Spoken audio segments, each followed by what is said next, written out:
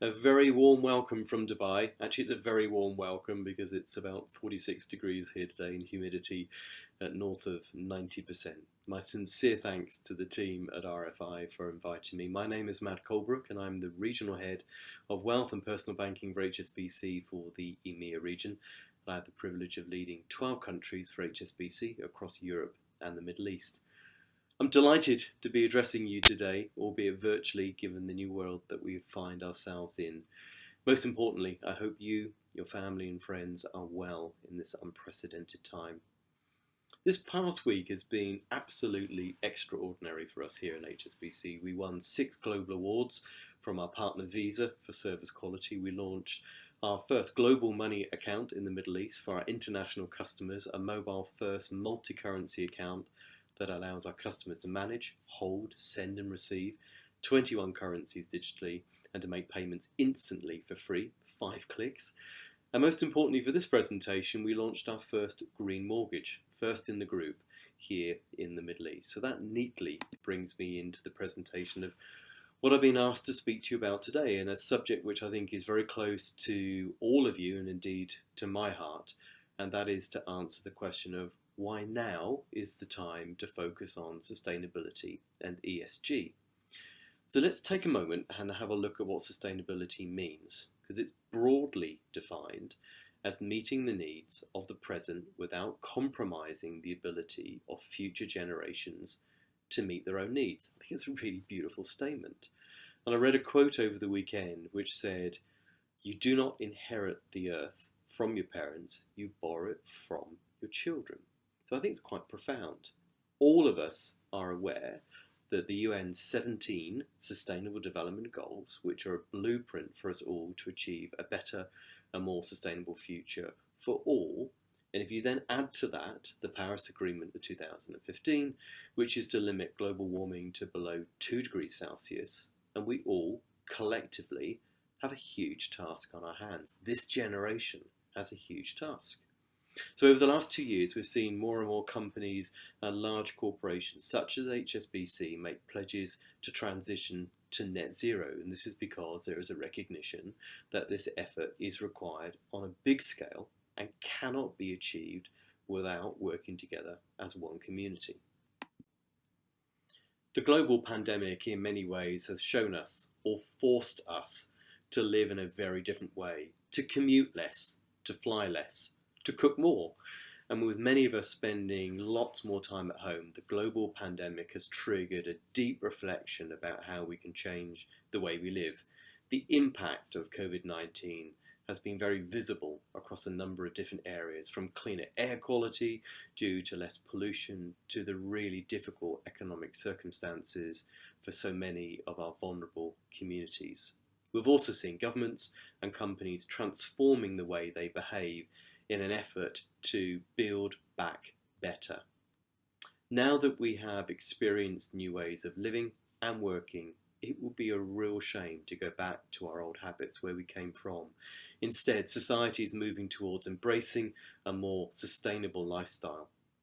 Whilst COVID-19 has disordered our lives and disrupted the world's economies and financial markets, numerous reports have shown that companies with better ESG, environmental, social and governance credentials as a whole have exhibited real resilience in the downturn.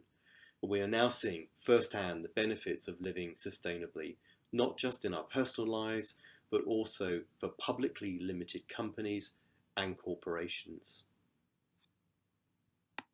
Have a look at this. You can see from the map that a number of countries have already announced net zero ambitions, and others have expressed the intention to do so. Those countries that have yet to commit to a net zero target are under real pressure to make an enhanced commitment. As we begin to turn the corner in the fight against COVID-19, HSBC is calling for a green economic reboot. We are part of a coalition urging governments to use economic stimulus to rebuild economies sustainably. And alongside some of the world's largest organisations in energy, industry, finance and civil society, we want investment to be spent in the right way. We believe rebooting into a green economy doesn't only set the stage for renewed growth, it sets the stage for sustainable growth for the generations that will follow.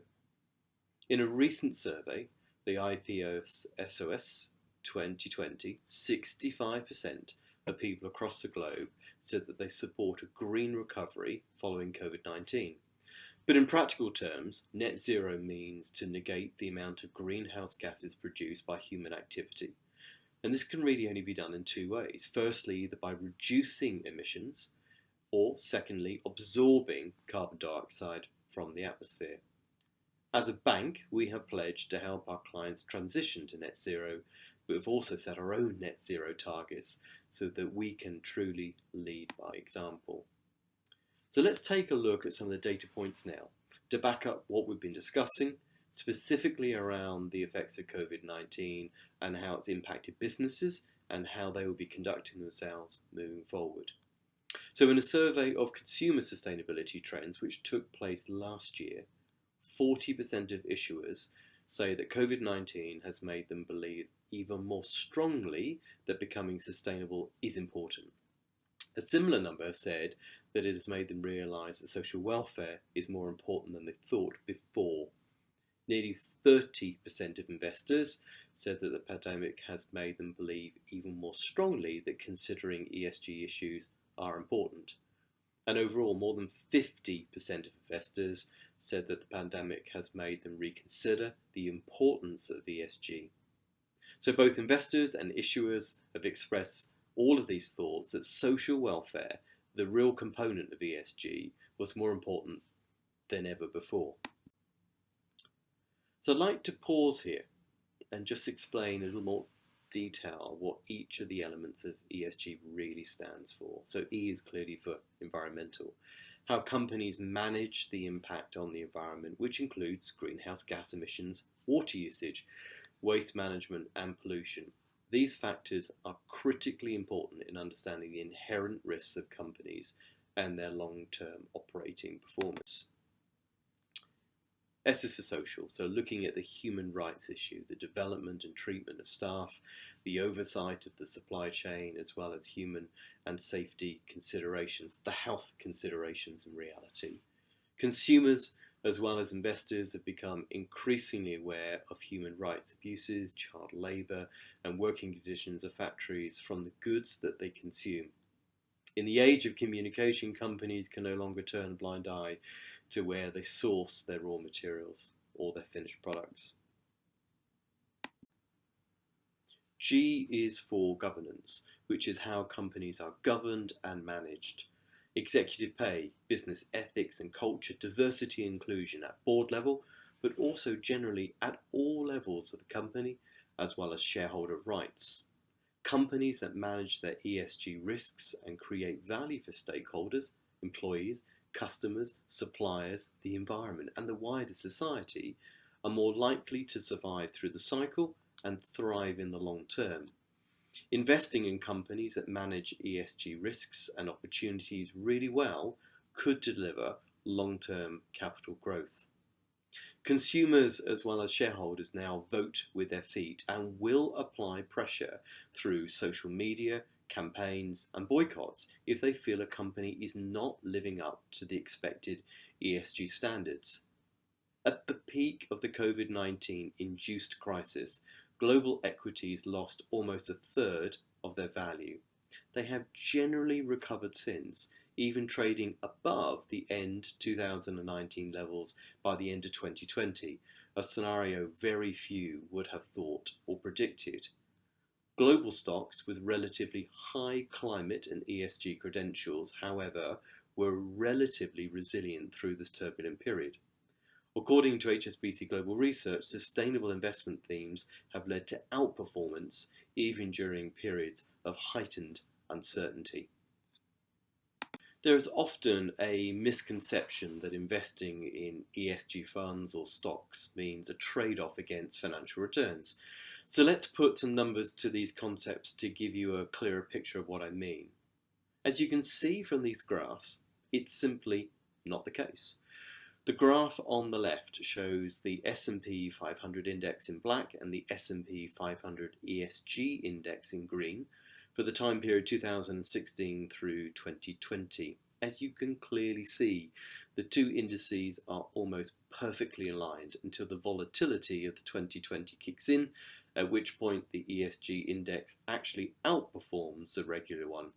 Similarly, on the right-hand side, the green line shows the S&P Clean Energy Index versus the grey line, which is the conventional energy index. As you can see here, when the pandemic kicks in, the Clean Energy Index really takes off from April 2020 onwards. According to HSBC Global Research, since the 10th of December 2019, i.e. the early days of the virus outbreak, the news was just starting to break globally, climate global stocks have outperformed the global equity index, the FTSE All World, by 20.3%, whereas stocks with a high ESG rating clocked an outperformance of 1.6% over the same period. If we look at the COVID-19 pandemic through the ESG lens, 2020 has emerged as a breakthrough year for global climate stocks, as the global crisis seems to have changed the trajectory of ESG trends and accelerated investors' interest towards sustainable investing. As demonstrated in my two examples, the price performance of global companies with high climate and ESG credentials also suggests that sustainable investment themes can lead to outperformance, and the pandemic seems to have heightened the importance of integrating long-term ESG factors into the investment decisions, making huge progress.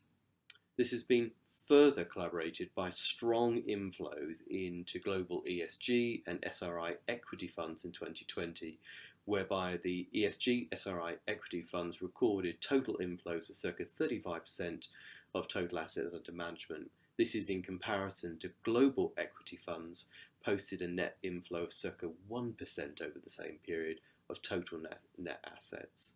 In fact, actually flows into ESG and SRI equity funds have outpaced global equity fund flows by a wide margin over actually the last 5 years. The financial services sector has an important role to play to help enable the transition of the real economy and to help countries address climate change whilst achieving prosperity and managing future climate risk. At HSBC, we seek to support our customers with between 750 billion and 1 trillion over the next 10 years in financing and investment to unlock the next generation of climate solutions. We clearly don't have all the answers, but we do believe that we have the scale and the reach to truly deliver change. We seek to work with our customers and policymakers, regulators, and the financial system as a whole to lead by example and also help with the wider economy. I believe that each of us has a part to play in this, and it is only by working together that we can tackle what is arguably the biggest challenge of our generation. We need to educate our customers and support them in making the right choices, and at the same time we must be transparent about our own sustainability performance. We must mobilise capital, the capital required to finance the transition of our customers, and this applies equally to individuals as it does to companies. I'd like to thank you for your time today and to RFi for inviting me to address you. It's a huge topic. It's a huge topic to tackle, and I hope that I've managed to do a little bit of justice in the time I've had today. I hope that you found it insightful and you've learned a little something here and given you some food for thought for the rest of the conference. So my thanks again and my very best regards from the Middle East. Take care.